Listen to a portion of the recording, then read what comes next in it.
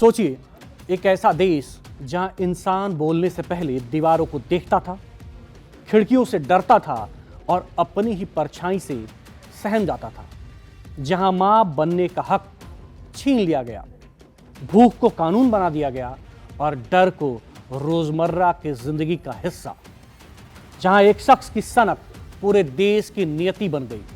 Hitler, Mussolini और Kim Jong Un की तरह चर्चित नहीं, लेकिन उनसे कहीं ज्यादा डरावना नाम, निकोलस चाचेस्कू। यह कहानी है यूरोप के उस तानाशाह की जिसने अपनी ही जनता को खुली जेल में डाल दिया और जिसका अंत भी उतना ही खौफनाक था।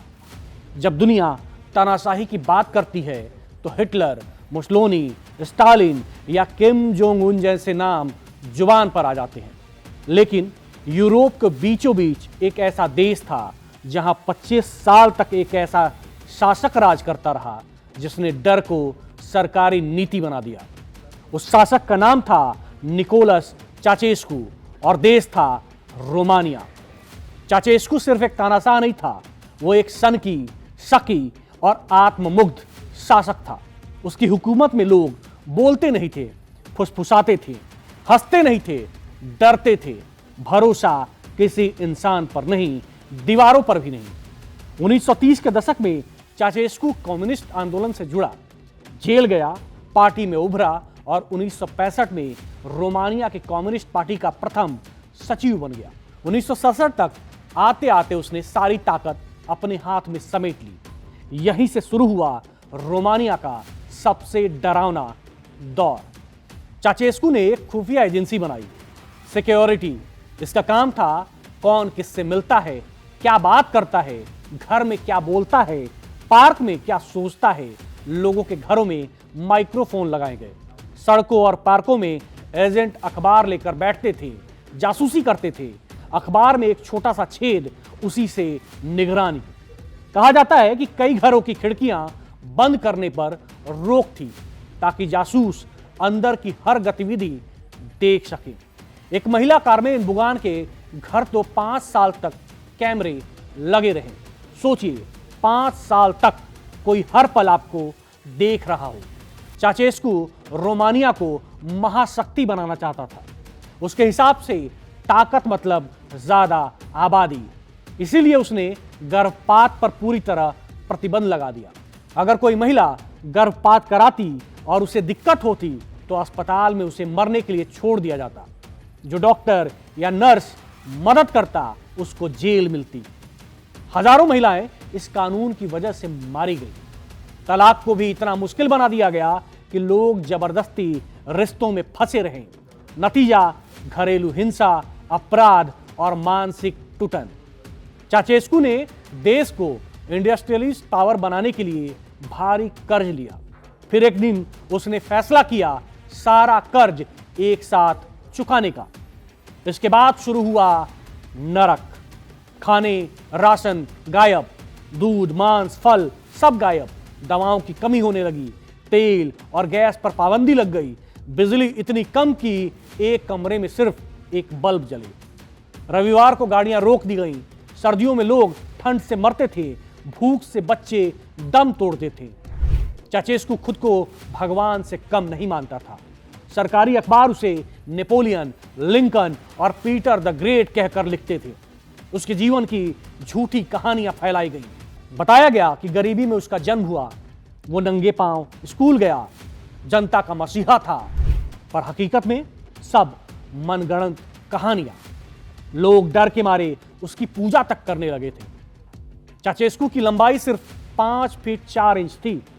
फोटोग्राफर्स को आदेश था कि नीचे बैठकर फोटो लो, ऐसा एंगल कि लंबा दिखे। बुढ़ापे में भी अखबारों में उसकी जवानी की तस्वीरें छपती थी। सच दिखाना मना था। उसकी पत्नी एलिना चाचेस्कू भी किसी से कम नहीं थी। पढ़ाई अधूरी, कई विषयों में फेल, लेकिन खुद को केमिस्ट्री की पीएचडी घोषित कर दिया। कोई खूबसूरत महिला उसके पास तक खड़ी नहीं हो सकती थी। उसे राष्ट्र माता कहा जाता था। दुनिया को लगता था कि चाचेस्कू एक स्वतंत्र सोच वाला नेता है। अमेरिका ने व्हाइट हाउस बुलाया, ब्रिटेन की महारानी एलिजाबेथ ने बग्घी में घुमाया, लेकिन वहां भी उसकी सनक नहीं गई। हर हाथ मिलाने के बाद अल्कोहल से यानी कि शराब से वो हाथ धोता था। दिन में लगभग 20 बार वो अपने हाथ धोता था। उसे डर था संक्रमण का, जहर का। हर इंसान से हाथ मिलाने तक से उसे डर लगता था। 21 दिसंबर 1989 चाचेस्कू भाषण दे रहा था। अचानक भीड़ ने नारे लगाने शुरू कर दिए। पहली बार डर सत्ता से बड़ा हो गया। अगले दिन सेना भी जनता के साथ आ गई। चाचेस्कू पत्नी के साथ हेलीकॉप्टर से भागा, लेकिन पकड़ा गया। एक त्वरित मुकदमा और फिर 25 दिसंबर 1989 दोनों के हाथ बांधे गए और गोलियों से भून दिया गया। चाचेस्कू मर गया, लेकिन उसका डर सालों तक जिंदा रहा। लोग सड़क पर चलते हुए आज भी पीछे मुड़कर देखते थे, परछाइयों से डरते थे। निकोलस चाचेस्कू का नाम इतिहास में शायद उतना मशहूर न हो, लेकिन उसकी क्रूरता किसी से कम नहीं थी। वो सबक है कि जब सत्ता, डर और सनक एक साथ मिल जाए तो पूरा देश जेल बन जाता है। ये कहानी सिर्फ रोमानिया की नहीं, ये चेतावनी है पूरी दुनिया के लिए। निकोलस चाचेस्कू की कहानी सिर्फ एक तानाशाह के पतन की कहानी नहीं है, बल्कि ये उस खौफ का अंत है जो दशकों तक एक पूरे देश की नसों में दौड़ता रहा। जिस शख्स के नाम से लोग कांप जाते थे, जिसकी एक आवाज पर जिंदगियां उजड़ जाती थी, वही शख्स कुछ ही दिनों में बेबस, लाचार और अकेला खड़ा था।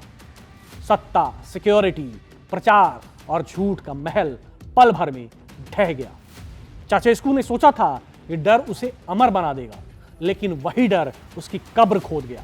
जिन लोगों को उसने भूख दी, जिन औरतों से मां बनने का हक छीना, जिन बच्चों से बचपन छीन लिया, वही लोग एक दिन उसकी आवाज से नहीं, उसके नाम से नहीं, बल्कि उसके अस्तित्व से ही आजाद हो गए। रोमानिया ने सिखाया कि तानाशाही चाहे कितनी भी मजबूत दिखे, जनता की खामोशी हमेशा डर नहीं होती है।